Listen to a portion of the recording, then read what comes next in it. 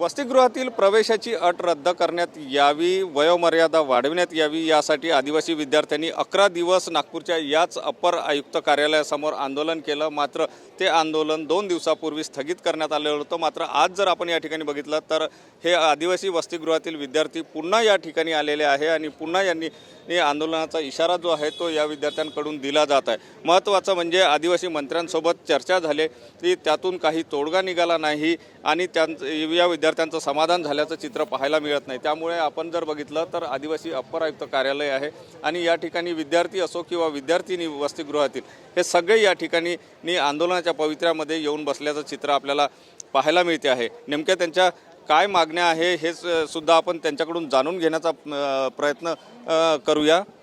दादा, काय तुमचं आंदोलन जवळपास 11 दिवस सुरू होतं, त्यानंतर स्थगित झालं, आता पुन्हा आंदोलन? बघा, जवळपास 10 दिवसापासून आम्ही आमच्या प्रकल्प स्तरावर बसलेलो होतो, परंतु निवेदन दिल्यानंतरही कुठेतरी सकारात्मक चर्चा आमच्यासोबत करण्यात आलेली नाही आणि आदिवासी विकास मंत्र्यांनी तर आमच्याशी संवादच साधलेला नाही आणि महाराष्ट्रातल्या तमाम विद्यार्थ्यांना त्यांच्या मागण्या ही यांची प्रशासनाची सुद्धा नैतिक जबाबदारी होती की संपूर्ण जिल्ह्यातल्या विद्यार्थ्यांशी समन्वय साधून एकत्रित करून त्यांच्याशी कोऑर्डिनेट करावं। परंतु नागपूरच्याच विद्यार्थ्यांमध्ये पालकमंत्री यायचे, पालकमंत्री बोलायचे, प्रशासन बोलायचं, परंतु त्या पुण्यातल्या विद्यार्थ्यांचं काय, नाशिकल्या विद्यार्थ्यांचं काय, वर्धेतील, भंडारा, गोंदिया, गडचिरोलीतील विद्यार्थ्यांचं काय? इथलं आंदोलन म्हणजे हे संपूर्ण राज्याचं आंदोलन असं नाही होऊ शकत। आज कुठेतरी आदिवासी विद्यार्थी या शैक्षणिक हितासाठी त्यांनी आपलं भविष्यव्य वसतिगृहाच्या माध्यमातून व्यापन करतो, परंतु जे असंघटित विद्यार्थी आहे जे आश्रमशाळेमध्ये पडतात, आज 2 वर्षामध्ये जवळपास 584 विद्यार्थ्यांचा मृत्यू झाला, परंतु याच्यावर कुठेतरी उच्चस्तरीय चौकशी करण्यात नाही आली असा माझा आरोप आहे। आता तुमची नेमकी काय मागणीला घेऊन आंदोलन? 2 पद्धतीच्या विद्यार्थ्यांच्या मागण्यांसाठी आम्ही आलेलो आहोत, एक संघटित आणि एक असंघटित।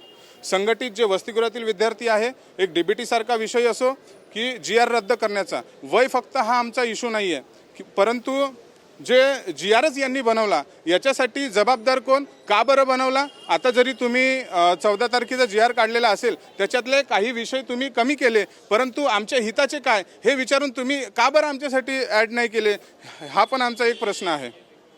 नक्कीच हे विद्यार्थी जे आहे ते या ठिकाणी आलेले आहे आणि ज्याप्रमाणे त्या अटी आहे त्या कमी करण्यात आलेल्या आहेत त्या अटी मान्य कराव्या अशा प्रकारची मागणी जी आहे ते हे विद्यार्थी या ठिकाणी करताना आपल्याला पाहायला मिळते आहे। मोठ्या संख्येने विद्यार्थी या ठिकाणी आंदोलनाच्या पवित्र्यामध्ये या ठिकाणी येऊन बसलेले आहे। आता नेमका यातून तोडगा काय निघणार हे सुद्धा पाहावं लागणार आहे।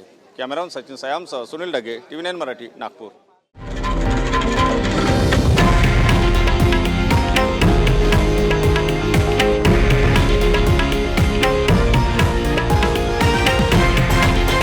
हे आहे देशातील नंबर 1 न्यूज नेटवर्क आणि आपण पाहत आहात TV9 मराठी, एकमेव।